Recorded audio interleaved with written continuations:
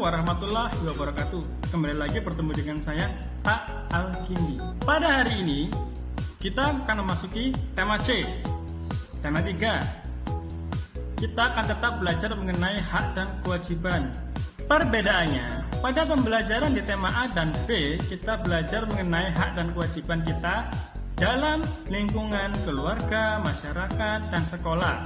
Juga hak dan kewajiban kita dalam menghemat energi. Akan tetapi kali ini kita akan belajar mengenai hak dan kewajiban kita terhadap tumbuhan atau tanaman. Untuk lebih jelasnya, mari kita saksikan tayangan berikut ini. PPKN tema C, hewan dan tumbuhan di lingkungan rumahku. Subtema 1, pembelajaran 3, 4, dan 5. Pada pembelajaran sebelumnya di tema A dan B, kita sudah belajar berbagai macam hak dan kewajiban. Dari energi, baik hak dan kewajiban kita di lingkungan rumah, di lingkungan sekolah, ataupun di lingkungan masyarakat. Kali ini kita khususnya akan membahas hak dan kewajiban kita pada tumbuhan atau tanaman. Sebelumnya mari kita ingat-ingat kembali. Apa itu hak?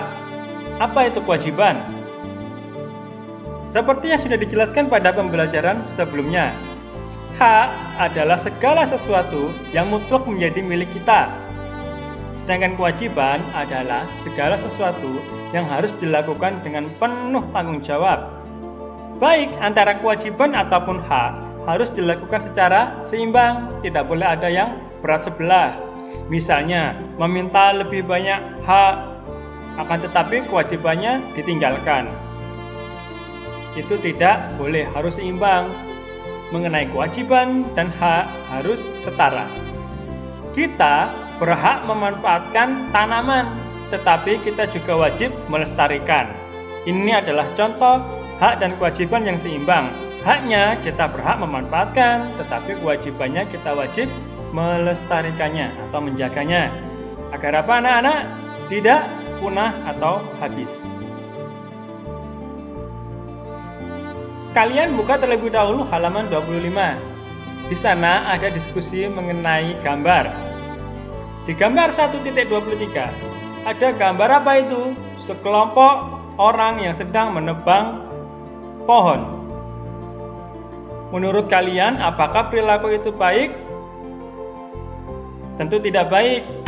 Mereka menebang pohon secara sembarangan. Semua pohon-pohon di hutan tersebut, lihat itu, dihabisi semua. Menjadikan hutan gundul. Apakah gambar tersebut menggambarkan orang-orang yang telah melaksanakan kewajibannya? Gambar tersebut mereka hanya memanfaatkan hutan, tetapi tidak melaksanakan kewajibannya untuk menjaganya. Kalian coba bayangkan akibat dari mereka, perilaku mereka yang menebang secara sembarangan. Apa yang akan terjadi di lingkungan sekitar hutan tersebut? Jika tidak ada pohon, akan terjadi apa? Coba nanti kalian renungkan dulu. Karena lebih lengkapnya lagi akan Bapak bahas di slide berikutnya. Nah, menurut kalian, apakah orang pada gambar tersebut sudah menghormati hak-hak orang lain, di mana orang lain juga berhak menikmati hasil hutan? Mereka menebang, berarti mereka melanggar hak orang lain. Itu perilaku yang tidak patut untuk dicontoh. Sekarang gambar berikutnya. Gambar 1.24. Gambar apa itu? Ada orang mencangkul, menyiram, dan menanam pohon. Itu pohon kecil, anaknya pohon. Apakah perilaku yang ditunjukkan pada gambar baik? Ya, gambar tersebut mencontohkan perilaku yang baik, perilaku mencintai lingkungan. Mereka menanam pohon, atau dengan kata lain disebut apa? Reboisasi atau penghijauan. Mereka melaksanakan kewajiban mereka untuk apa? Melestarikan, menjaga tanaman, tumbuhan, ataupun hutan. Apakah perilaku mereka bermanfaat untuk lingkungan? Tentu saja bermanfaat. Banyak sekali manfaat yang bisa diambil dengan penanaman pohon atau reboisasi. Di mana sebaiknya kegiatan pada gambar dilakukan? Tentu saja harus dilakukan di mana? Di daerah yang minim pohon atau kekurangan pohon. Apakah kamu pernah mengikuti kegiatan pada gambar di samping? Beberapa lingkungan kadang pernah mengadakan kerja bakti atau penghijauan, menanam. Meskipun bukan pohon, banyak tetangga-tetangga yang menanam tanaman dalam pot. Itu juga termasuk penghijauan, meskipun bukan pohon-pohon besar yang ditanam. Sekecil apapun, itu tetap bermakna. Hak terhadap tanaman. Setelah kalian menyaksikan gambar tadi, dua gambar tadi, di mana satunya hanya mengambil hak dan satunya lagi merupakan kewajiban, sekarang Bapak akan menjelaskan lebih detail mengenai hak terhadap tanaman. Pertama, kita berhak memanfaatkan tanaman untuk dikonsumsi. Baik itu buah-buahan atau sayur-sayuran, kita berhak untuk makan atau mengkonsumsinya. Itu semua berkah dari Allah Subhanahu wa Ta'ala. Kita berhak memanfaatkannya. Yang kedua, menjual tanaman untuk meningkatkan perekonomian. Ada petani yang menanam padi untuk dijual, uangnya untuk bertahan hidup, membeli kebutuhan pokok lainnya. Atau ibu-ibu yang di pasar membeli sayur dari desa kemudian dijual lagi di pasar, itu juga untuk meningkatkan perekonomian. Yang ketiga, memetik tanaman untuk dijadikan hiasan atau kerajinan tangan, itu juga merupakan hak kita. Ada yang menanam bunga kemudian dipetik untuk dijadikan hiasan. Ada yang menebang pohon kelapa untuk batangnya dijadikan rumah atau dipotong, kemudian buahnya diambil untuk dikonsumsi. Kemudian janurnya dibuat kerajinan tangan, janur atau daun dari pohon kelapa. Dibuat apa biasanya itu waktu lebaran? Ya, buat ketupat. Itu termasuk kerajinan tangan dari tanaman.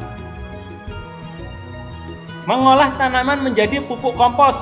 Tanaman-tanaman yang sudah mati bisa dibusukkan kemudian dijadikan pupuk kompos. Pupuk kompos adalah pupuk yang berasal dari tumbuhan-tumbuhan yang membusuk. Itu sangat berguna bagi tanaman lain. Mengolah makanan sebagai makanan hewan ternak. Bukan hanya kita yang bisa menikmati tumbuhan atau tanaman, hewan-hewan juga berhak. Kambing, sapi, mereka juga membutuhkan tanaman seperti rumput atau dedaunan untuk makan. Berikutnya, kewajiban kita terhadap tanaman. Setelah mengetahui apa yang bisa kita dapat, apa yang bisa kita manfaatkan dari tanaman, sekarang kewajiban kita. Yang pertama, merawat tanaman dengan baik. Kita wajib untuk merawat tanaman. Dengan cara apa? Memberikan pupuk, menyiram, menjaganya dari hama, dan sebagainya. Tidak merusak tanaman juga merupakan salah satu kewajiban kita. Tangan-tangan yang jahil biasanya itu metik daun, metik bunga, kemudian cuma untuk dibuang setelahnya. Itu tidak baik. Kecuali jika dimanfaatkan benar-benar, itu tidak masalah. Berikutnya, membudidayakan tanaman. Membudidayakan tanaman di sini contohnya seperti menanam tanaman dalam pot, itu termasuk budidaya. Yang keempat, menjaga kelestarian tanaman dengan melakukan apa? Reboisasi atau penghijauan kembali dilakukan agar tanaman-tanaman tidak punah. Menebang pohon di hutan dengan sistem tebang pilih. Menebang pohon di hutan itu boleh, tetapi ada caranya. Dipilih pohon-pohon yang sudah tua atau mau mati, baru bisa ditebang, kayunya dimanfaatkan untuk bahan baku triplek atau kayu, kusen, pintu, dan lain sebagainya. Mereka harus memilih pohon yang sudah tua atau yang mau mati. Pohon-pohon yang masih muda ditinggalkan agar bisa tumbuh untuk generasi berikutnya. Kalau semuanya asal ditebang, apa yang terjadi? Semuanya bisa habis, musnah, tidak ada pohon baru yang tumbuh.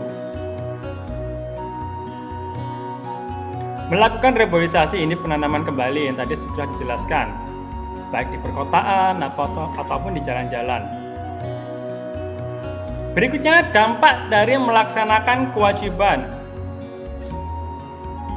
Dampak ada dua, positif dan negatif. Ketika kita sudah melaksanakan kewajiban, hasilnya positif. Yang pertama, kita bisa mendapatkan lingkungan yang sejuk. Kalau kita rajin merawat, kita rajin menjaga, lingkungan kita akan sejuk dan udaranya segar karena tanaman menghasilkan oksigen. Semakin banyak oksigen, lingkungan akan semakin sejuk. Karena itu di hutan atau di pegunungan, lingkungannya sejuk karena banyak tumbuhan. Mendapatkan udara yang bersih dan sehat. Nah, tadi sudah dijelaskan, tumbuhan menghasilkan oksigen. Semakin banyak tumbuhan, semakin banyak oksigen, semakin bersih udaranya. Karena selain menghasilkan oksigen, tumbuhan juga berfungsi menyaring karbon dioksida, membuat udara menjadi lebih bersih. Semakin banyak pohon, semakin banyak tanaman, semakin banyak oksigen, dan semakin bersih udaranya. Menciptakan pemandangan dan suasana yang indah. Coba kalian ke gunung, ke hutan, pemandangan hijau itu indah-indah. Tanaman, bunga warna-warni, itu untuk menciptakan pemandangan dan suasana yang indah. Itu positifnya setelah kita melaksanakan kewajiban. Sekarang negatifnya, apa yang terjadi jika kita tidak melaksanakan kewajiban? Yang pertama, terjadi polusi udara akibat udara kotor yang tidak terserap tanaman. Coba kalian rasakan perbedaannya di tempat yang banyak pohon atau tanaman dibandingkan dengan tempat yang sedikit tanaman. Contohnya di jalanan yang tidak ada pohonnya. Suasana di sana bagaimana? Akan panas. Udaranya menjadi kotor karena tidak ada pohon yang menyerap. Oleh karena itu, kalau kalian perhatikan di jalan-jalan, di jalan raya, samping kanan, samping kiri, akan banyak ditanami pohon-pohon atau tanaman. Guna dari pohon-pohon tersebut adalah menyerap udara, polusi dari asap kendaraan bermotor, baik mobil, motor, truk. Semua polusi udara tersebut diserap oleh pohon, sehingga menjadikan udaranya menjadi lebih bersih. Itulah fungsi pohon-pohon atau tanaman yang berada di samping jalan raya. Bukan hanya sekedar untuk hiasan, mereka juga punya fungsi penting lainnya.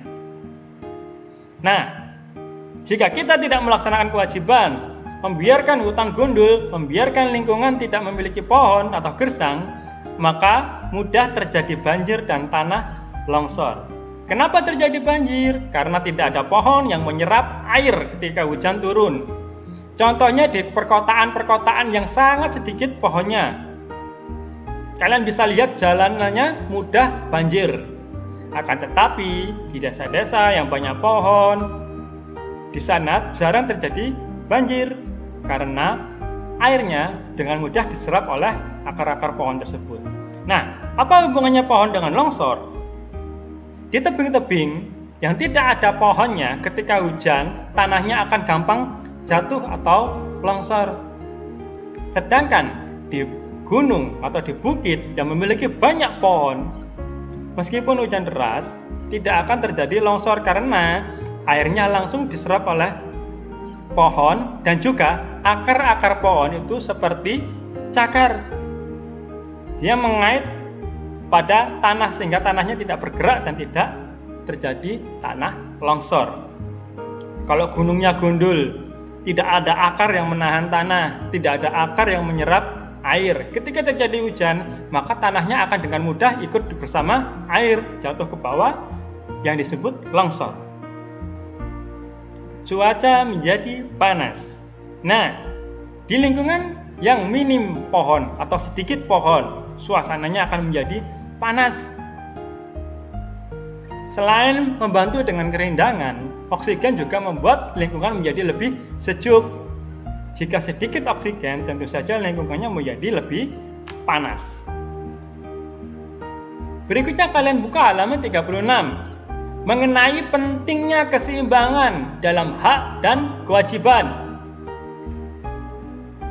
Hak dan kewajiban tidak dapat dipisahkan. Setelah melaksanakan kewajiban, kita berhak mendapatkan hak kita. Jadi semuanya hak dan kewajiban harus saling berdampingan. Jadi, melaksanakan hak dan kewajiban harus seimbang, harus sama tinggi atau sama rendah. Jika hak dan kewajiban berjalan seimbang, maka kehidupan masyarakat akan harmonis, aman, dan sejahtera. Kalian bayangkan, jika masyarakatnya hanya meminta hak tapi tidak melaksanakan kewajiban. Minta pohon, minta kayu, ditebangi semua, diambil semua, tapi tidak melaksanakan kewajiban dengan menanamnya kembali. Apa yang akan terjadi? Seperti tadi, dampak negatifnya, maka akan terjadi semua tadi yang sudah dijelaskan. Kewajiban yang dilaksanakan dengan baik akan menciptakan hal-hal berikut. Nah, ini kewajiban. Terciptanya keluarga yang harmonis. Jika kewajiban kita sebagai anggota keluarga dilaksanakan semua, misalnya ayah bekerja mencari nafkah, ibu merawat anak, ibu merawat rumah, kemudian anak juga patuh terhadap orang tua, itu berarti kewajibannya semua dilaksanakan. Apa yang akan terjadi pada keluarga tersebut? Akan rukun, harmonis. Akan jarang terjadi masalah. Yang kedua, peraturan bisa dijalankan dengan baik. Yang ketiga, tidak ada orang yang merasa terganggu. Ini melindungi hak orang lain. 4. Hidup rukun dengan sesama. Jika kita menjalankan kewajiban kita, masing-masing dari kita, semua orang, maka kita bisa hidup rukun dengan sesama. Tidak akan terjadi pertengkaran. 5. Tercipta keamanan dan kenyamanan di lingkungan sekitar. Melaksanakan kewajiban, saling menjaga, saling melindungi. Menjaga tanaman, menjaga tetangga juga. Maka akan tercipta keamanan dan kenyamanan di lingkungan tersebut. Masyarakat di lingkungan tersebut hidup dengan rukun. Yang terakhir, 6. Tercipta kebersihan, keindahan, dan kesehatan di sekitar. Ketika mereka sedang menjalankan kewajiban mereka, melaksanakan kebersihan, menjaga keindahan, menjaga kesehatan, maka lingkungan yang bagus, lingkungan yang bersih, indah, dan sehat akan bisa terwujud dengan mudah. Dengan kerjasama dengan semua masyarakat melaksanakan kewajiban mereka masing-masing. Agar pemenuhan hak dan pelaksanaan kewajiban bisa berjalan seimbang, setiap orang hendaknya bersikap seperti berikut. Ini contoh menjaga kerukunannya bagaimana agar hak dan kewajiban bisa berlaku seimbang. Pertama, mendahulukan pelaksanaan kewajiban sebelum hak. Ini harus. Jangan meminta hak sebelum melaksanakan kewajiban. Yang kedua, mengutamakan kepentingan bersama dibandingkan kepentingan diri sendiri. Menjaga lingkungan itu demi kepentingan bersama, agar tidak banjir, agar terjaga kebersihan. Dengan bersih semuanya akan sehat. Itu kepentingan bersama. Yang ketiga, tidak mengganggu hak orang lain saat menikmati hak sendiri. Contoh itu tidak boleh egois. Contohnya, mentang-mentang suka dengan lagu, nyetel musik keras-keras. Padahal siang itu banyak orang-orang yang sedang beristirahat. Itu contoh sikap egois. Tidak boleh. Itu mengganggu. 4. Tidak boleh meminta hak secara berlebihan. Nah, seperti yang tadi sudah dijelaskan, hak dan kewajiban harus seimbang. Tingginya hak harus sama dengan tingginya kewajiban yang sudah kita lakukan. Contohnya di sini, tidak boleh memaksa orang tua untuk dibelikan sepeda ketika orang tua tidak mempunyai uang. Harus pengertian. Nah, berikutnya selesai materi untuk hari ini. Berikutnya tugasnya mengerjakan paket TMAC evaluasi 1 halaman 45 yang PPKN saja. Kerjakan nomor 1 dan 6 di buku tulis. Hasilnya difoto dan dikirimkan ke wali kelas masing-masing. Baiklah, sampai di sini. Assalamualaikum warahmatullahi wabarakatuh.